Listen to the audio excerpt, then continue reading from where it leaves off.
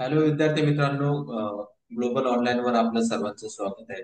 तर विद्यार्थी मित्रांनो, 15 जून रोजी झालेली सेट परीक्षेत ग्लोबल ऑनलाईनच्या जवळपास 500 पेक्षा जास्त विद्यार्थ्यांनी यश मिळवले. आणि त्यातीलच काही गुणवंत विद्यार्थ्यांचे मुलाखती ज्या आहेत ते आम्ही आमच्या चॅनलवर घेतल्या आहेत, जेणेकरून जे विद्यार्थी सेट परीक्षा क्वालिफाय होऊ शकले नाही आणि जे पुढच्या वर्षी सेट परीक्षेची तयारी करू इच्छितात त्यांच्यासाठी काही यशवंत विद्यार्थ्यांकडनं काही महत्वाच्या टिप्स, त्यांनी वापरलेल्या डिफरंट स्ट्रॅटजीज, त्याचा फायदा त्यांना त्यांच्या प्रिपरेशन मध्ये होईल. त्याकरता आपण आतापर्यंत 4-5 यशवंत विद्यार्थ्यांच्या मुलाखती घेतल्या आहेत. तर त्याच मालिकेत आता आज आपल्यासोबत इनामदार अझरुद्दीन हे विद्यार्थी आपल्यासोबत जोडलेले आहेत. तर अझरुद्दीन यांच्याबद्दल सांगायचं ठरलं तर ग्लोबल ऑनलाईन सोबत ते जवळपास 2 वर्षापासून जुडलेले आहेत. तर त्यांनी सोलापूर युनिव्हर्सिटीची जी पेट आहे त्यासाठी आपल्याकडे जॉईन केलं आणि ते सोलापूर युनिव्हर्सिटीची पेट क्वालिफाय झाले. त्यानंतर इतिहास विषयात त्यांनी जे आहे ना, तर ते तिथं पीएचडी करतायत. आता जवळपास त्यांचं 1 वर्ष सोलापूर युनिव्हर्सिटीमध्ये कम्प्लीट होईल आणि या वर्षी त्यांनी इतिहास विषयात सेट परीक्षा जी आहे तर ती क्वालिफाय केली. खूप चांगल्या मार्क त्यांना मिळाले. जवळपास पेपर 1 मध्ये 68 मिळाले, पेपर 2 मध्ये त्यांना 110 पेक्षा जास्त मार्क.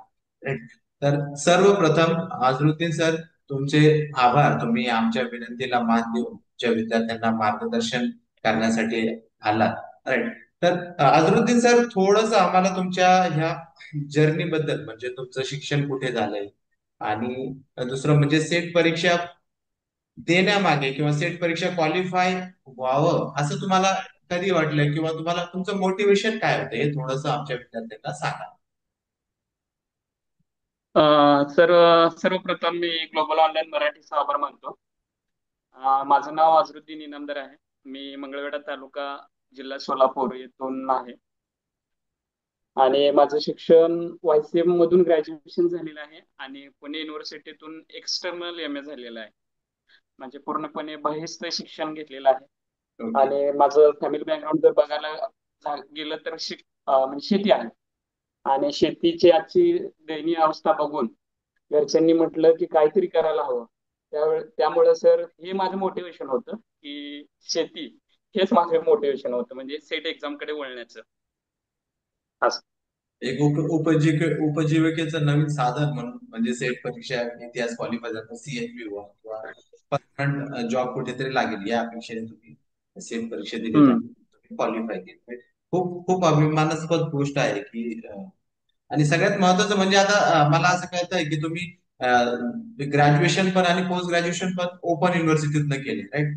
आणि हा हा ही ही तुमचा कितवा प्रयत्न होता, म्हणजे पहिला अटेम्प्ट होता की दुसरा होता? मी 2022 मध्ये पहिला अटेम्प्ट दिलेला, मात्र त्यामध्ये काही यश प्राप्त झालं नाही. हा ओके. माझा सेकंड अटेम्प्ट होता. हा. आणि गावाकडे राहूनच याची तयारी केलेली सर. आणि त्यामध्ये आपल्याला यश मिळालं. तर विद्यार्थी मित्रांनो, तुम्ही बघा, ग्लोबल ऑनलाईनचे जे विद्यार्थी आहेत, तर बहुतेक विद्यार्थी आपले शहरात पण आहे आणि खूप गावखेडे जे आहेत तर महाराष्ट्रभर सगळीकडे आपल्या विद्यार्थ्यांना जे आहे तर यश मिळत आहे. तर अजूनही सर, आता आपण सुरुवात करूया, मला वाटतं आधी इतिहास विषयाबद्दल. तर बुक लिस्ट अशी, म्हणजे अशी कुठली पुस्तकं आहे मस्ट हॅव आपण ज्याला म्हणतो, की म्हणजे तसे खूप सारे रिसोर्सेस मार्केटमध्ये आहेत, खूप साऱ्या गोष्टी आहेत. प्रत्येकाने आपापल्या इंटरेस्ट नुसार आणि आपापल्या बुद्धीनुसार जास्त किंवा कमी मटेरियल वापरावं. पण असं तुम्हाला वाटतं की कमीत कमी हे 1-2 पुस्तकं जे आहे ना तुमच्याकडे असायलाच हवी जर तुम्ही प्रिपरेशन करतात, असं काही आहे का, किंवा काही मटेरियल किंवा काही? हो. हा, बोल. हा सर, म्हणजे असं रेफरन्स बुक बघायला गेलं तर सर, प्राचीन भारतासाठी उपेंद्र सिंग म्हणून बुक आहे. आणि फार छान बुक आहे ते. आणि त्यानंतर सतीश चंद्राचे दोन बुक आहेत मिडिवल इंडियासाठी. आणि स्पेक्ट्रम मॉडर्न इंडियासाठी आपण रेफरन्स बुक म्हणून घेऊ शकतो सर. आणि महत्वाचं सर, आपण ज्या नोट्स बनवतोय त्याच्याशी ते परफेक्ट पाहिजे सर, म्हणजे लास्ट रिव्हिजन साठी. म्हणजे हा, मी मी बहुतेक जे टॉपरचे म्हणजे यशवंत विद्यार्थ्यांचा इंटरव्ह्यू घेतला, सगळ्याकडनं एक गोष्ट जी आहे ना, ती खूप कॉमन आहे की त्यांनी आपल्या स्वतःच्या रिव्हिजन नोट्स बनवलेल्या आहेत.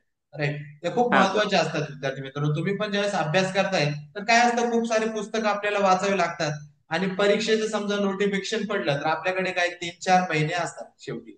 आणि त्यात मग परत जर तुम्ही रेफरन्स बुक उचकायला सुरुवात केली तर तितका वेळ शक्यतो नसतो. त्यामुळं मला नसतो. वाटतं ह्या रेफरन्स, सॉरी, ज्या रिव्हिजन नोट्स आहेत त्या खूप महत्वाच्या ठरतात त्या, राईट. बरोबर. हो. आणि रिवी- बोला. हा सर. बोला बोला. आणि मला सांगा, पेपर वन साठी तुम्ही म्हणजे कुठलं पुस्तक वापरता किंवा किती हा पुस्तकं सर. वापरता?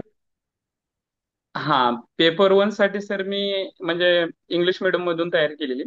ओके. आणि पेपर वन साठी सर के.व्ही.एस. मदान सरांचं मी बुक रेफर केलेलं. ओके. आणि पेपर वन साठी जर आपण स्ट्रॅटेजी बघायला गेलं सर, तर सर्वात प्रथम असं डायरेक्ट मॅथ्स किंवा रिझनिंग या टॉपिककडे न वळता जे सोपे टॉपिक आहेत, सच ॲज कम्युनिकेशन म्हणा, त्यानंतर higher education, environment and development, हे जे विषय आहेत ते कव्हर केल्यानंतर सर म्हणजे स्कोरिंग विषय ते अगोदर कव्हर करायला पाहिजे असं माझं म्हणणं आहे.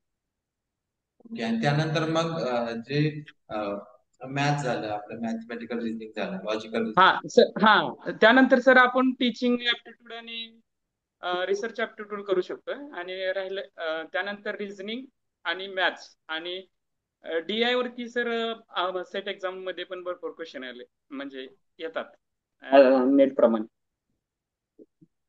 आणि हा, विद्यार्थी मित्रांनो, मी मी याच्यात थोडस ऍड करेन माझा जो अनुभव आहे, की जसं तुम्ही काही विद्यार्थी कुठल्या बॅकग्राऊंड वर न येतात ते खूप महत्वाचं ठरतं. काही लोक सायन्स बॅकग्राऊंड मधनं सेट प्रिपेअर करतात. त्यांचं जनरली मॅथ्स जे आहे ना ते चांगलं असतं, म्हणजे कम्पेअर टू जे हा आर्ट्स आर्ट्स स्ट्रीम मधनं येतात ते. तर त्यांनी आधी हम्म. ते करावं. किंवा काही लोक टेट एक्झाम जे आहे त्याचं प्रिपरेशन करत असतात, बीएड वगैरे. आता त्या साईडला पण ते लोक पण सेट खूप सारे लोक देतात, राईट. तर त्यांचं ऑलरेडी जे रिझनिंग, डाटा इंटरप्रिटेशन झालं किंवा मॅथमॅटिकल ते चांगलं असतं. म्हणजे तर त्या त्या दृष्टीने तुम्ही बघा की तुमचा सगळ्यात इझी, म्हणजे तुम्हाला सगळ्यात इझी कुठला वाटतो तो आधी करा. आणि नंतर जो तुम्हाला जो डिफिकल्ट युनिट आहे त्याच्याकडे तुम्ही जा, असं एकंदरीत इनामदार सरांचं म्हणणं आहे. राईट, बरोबर. बरोबर. हा. सर विद्यार्थी शक्यतो, माझं म्हणणं आहे विद्यार्थी शक्यतो ज्या वेळेस नोटिफिकेशन निघते त्याच वेळेस प्रिपरेशन करायला जातात आणि त्यावेळेस म्हणतात की हा आम्ही एक्झाम क्लिअर करू. मात्र एवढा वेळ नसतो की सर सर्व मॅथमॅटिक्स रिझनिंग कव्हर करायचं. हो, त्यावेळेस हे सोपे जे विषय आहेत सर ते अगोदर झालेच पाहिजेत, म्हणजे असं तोंडीपाठच पाहिजेत ते. बरोबर. म्हणजे एकंदरीत असं तुम्हाला म्हणायचं की मार्क जायला नको, ते 4-5 जे विषय आहेत हा ते हा 100%, 50, 100 पैकी 100. यावेळेसचा सीटचा पेपर होता आणि सुरुवातीलाच माझा डी सेक्शन आलता पेपर वन साठी. आणि ओके. सुरुवातीला मॅथ्स आणि रिझनिंग होता. ओके. तर ते केल्यानंतर सर लास्ट त्याला टाइमच पुरला नाही. म्हणजे ओके. असं टाइम मॅनेजमेंट सुद्धा इतकं महत्वाचं होतं. येत असताना टाइम मॅनेजमेंट न झाल्यामुळे सर थोडे मार्क कमी पडले आपल्याला. 68 प्लस आणखीन 2-4 क्वेश्चन बरोबर आले असते. हो, हो. म्हणजे 80चं तुमचं टार्गेट होतं. पण ते फक्त हा सर. वेळेचं नियोजन व्यवस्थित न झाल्यामुळे थोडे कमी मार्क पडले. तर हा यावरच मी दुसरा प्रश्न तुम्हाला टाकेल, की मॉक टेस्ट सोडवणं किंवा प्रॅक्टिस टेस्ट सोडवणं किंवा पीवायक्यू सोडवणं किती महत्वाचं असतं? सगळ्यात महत्वाचं जर सेट एक्झाम जर बघायला गेलं तर प्रिव्हियस इयर क्वेश्चन पेपर बघणं सर खूप महत्वाचं आहे.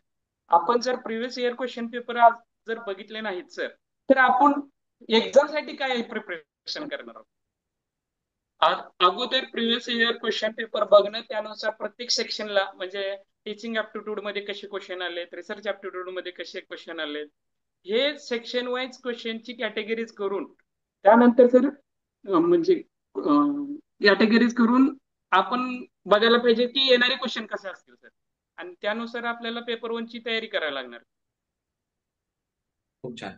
तर पेपर 2 बद्दल सांगता येईल आमदार सर, कारण आता पेपर वन मध्ये जर आता ग्लोबल ऑनलाईनचं तुम्ही बघितलं पण असेल, तुम्ही स्वतः पण एक उदाहरण आहे. आपल्या बहुतेक विद्यार्थ्यांना जे आहे तर 80च्या वर किंवा ऍव्हरेज जर आपण म्हटलं तर 70च्या वरच आपल्या विद्यार्थ्यांना mark पडतात. तशी आपण प्रिपरेशन हो. तयारी करतो.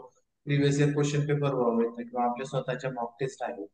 त्यानंतर खूप लाईव्ह लेक्चर, रेकॉर्डेड लेक्चर, त्यानुसार आपला कोर्स पण आहे, पेपर वन साठी पण आहे, हिस्ट्रीसाठी पण आहे.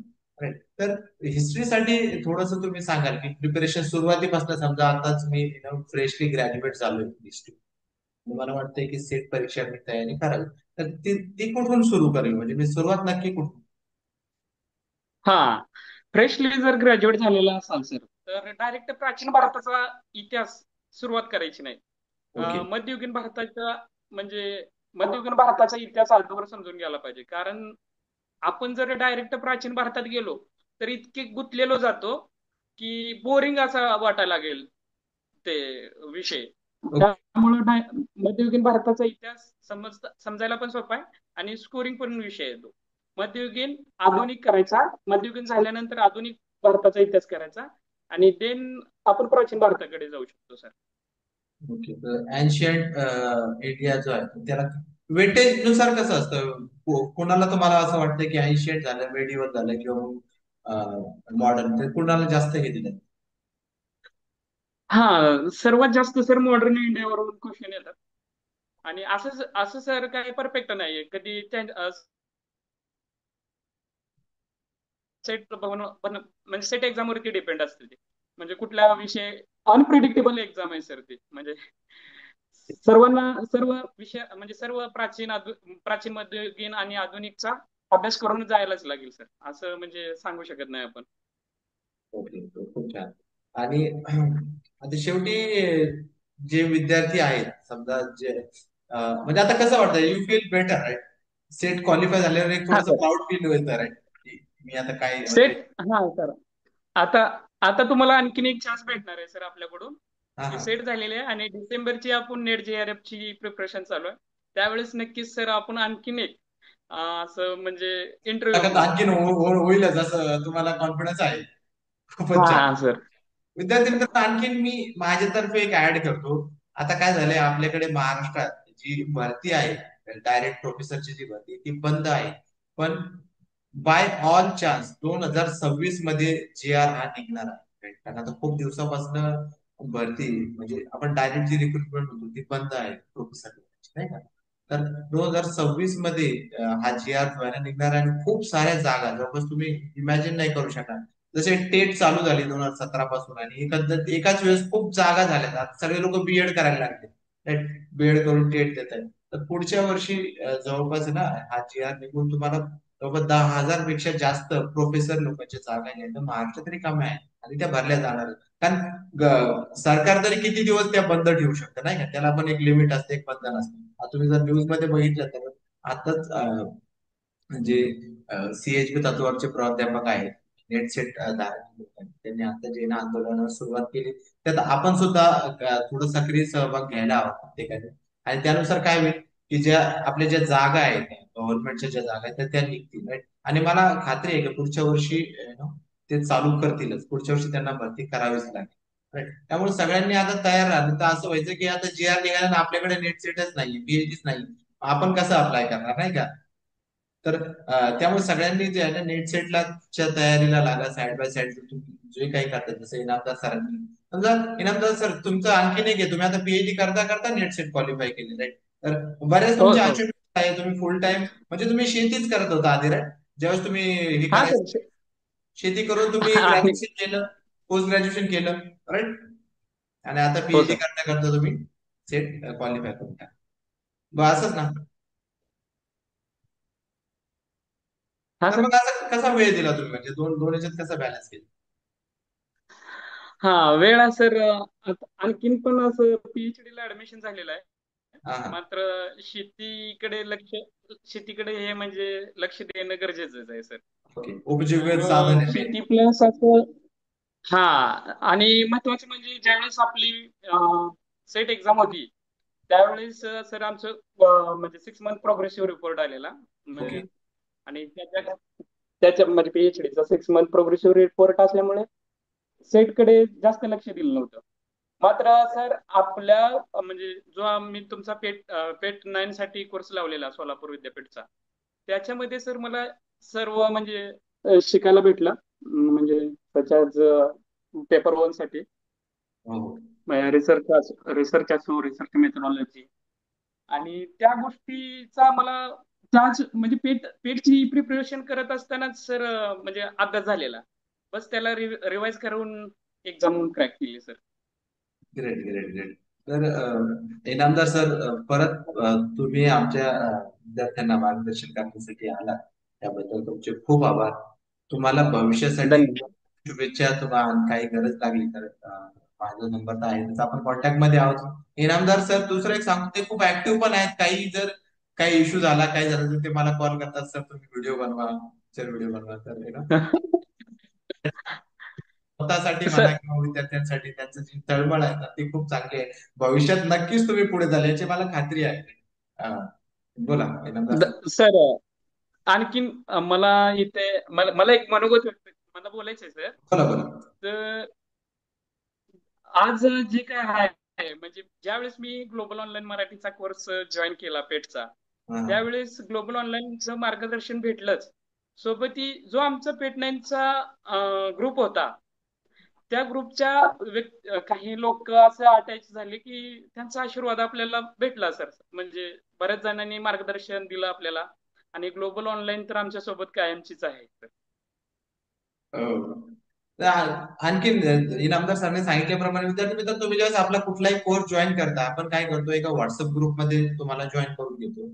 आणि तिथं काय असतं, तुमचे जे पीर्स आपण ज्याला म्हणतो, किंवा तुमचे जे सहयोगी किंवा आपण क्लासमेट, एक ग्रुप म्हणजे क्लासच आहे. तिथे तुम्ही आपापसात हो सर. कुठलाही कुणाला डाऊट आला तर प्रत्येक मार्गदर्शन हा विद्यार्थी आपापसात करतात, शिक्षक करतात. तर असं आपण ऑफलाईनचं जे आहे ना, ते ऑनलाईन असं भासू देत नाही की ते काही तुमचा प्रॉब्लेम सॉल्व्ह होणार नाही. तिथे प्रॉब्लेम टाका, 100% सॉल्व्ह होणारच आपल्या ग्रुपमध्ये. शंभर टक्के सॉल्व्ह होतं सर. तर सर म्हणजे इतके ते म्हणजे एक फॅमिली असल्यासारखंच असतं सर. म्हणजे जवळपास 100-150 मुलं असं, एखाद्यानी काहीतरी प्रॉब्लेम टाकला सर, ह्या गोष्टीची मला नोट्स हवी, सर कोण म्हणजे कमीत कमी 10-12 जण तर असेच नोट्स पाठवून देतात सर. बरोबर. आपले जवळपास प्रत्येक आपल्याकडे जे आहे ना, महाराष्ट्रातल्या आता जवळपास सर्वच परीक्षा ग्लोबल ऑनलाईन प्लॅटफॉर्मवर होत आहेत. नीट, नेट सेट, बाकी बहुतेक. तर तुमच्या विद्यार्थ्यांच्या या प्रेमामुळेच आपण इतके पुढे जाऊ शकलो. आणि बाकी आता जे लोक नेट सेट प्रिपेअर करतात त्यांना पण खूप शुभेच्छा. तुम्ही जर आपला कोर्स जॉईन करायचा असेल तर तुम्ही जॉईन करा. आपल्या बॅचेस नवीन जे आहेत लवकरच चालू होत आहेत. तुम्हाला जो नंबर असेल, खाली कमेंट मध्ये नंबर आहे, ते स्क्रीनवर पण तुम्हाला तो नंबर दिसेल. तिथे तुम्ही कॉन्टॅक्ट करा. ग्लोबल ऑनलाईनचा ऍप तुम्ही डाउनलोड करू शकता आणि तिथून आपले जे कोर्स आहेत तर ते जॉईन करू शकता. ठीक आहे. तर ठीक आहे इनामदार सर, परत तुमचे आभार. खूप खूप आभार. धन्यवाद सर. हो. बाय.